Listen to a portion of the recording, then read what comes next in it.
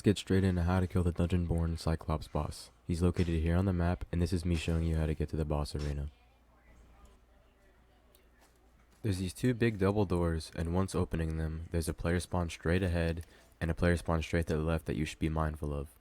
Heading towards the right, it'll lead us to a staircase that leads up towards the boss arena. There's pieces of loot along the staircase leading up towards the boss arena. I don't recommend picking these up because if someone recognizes that they're gone, they will know someone's fighting the boss well before they even see you.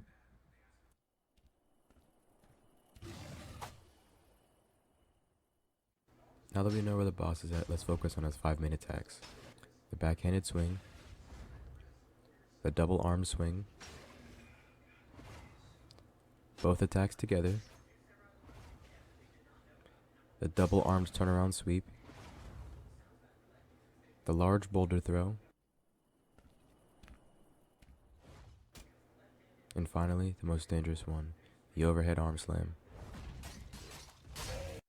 The backhand swing, double arm swing, and the combo of them both are the easiest attacks to avoid.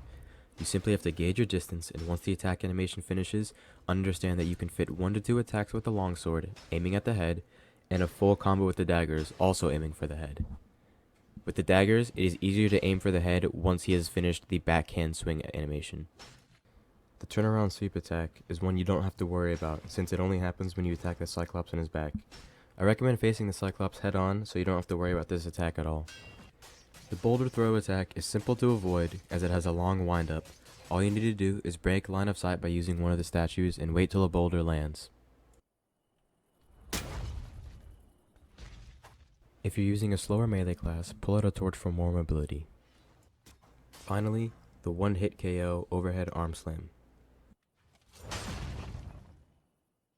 I recommend learning to avoid this attack with the longsword, as if you mess up, you can block the attack with your longsword at the expense of some of your HP.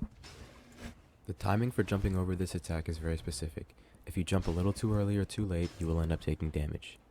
The proper timing for avoiding this attack is jumping when the Cyclops' hands are at the highest point above his head. If his arms are swinging down at all during this animation, you've jumped too late. Let's see that one more time at half speed.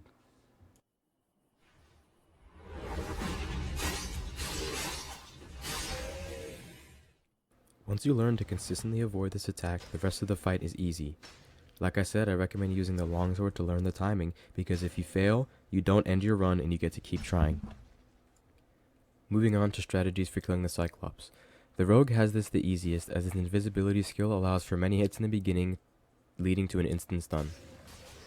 The goal for every melee class should be to aim for the head as many times as possible to cause a stun and do big damage to the Cyclops once he's down.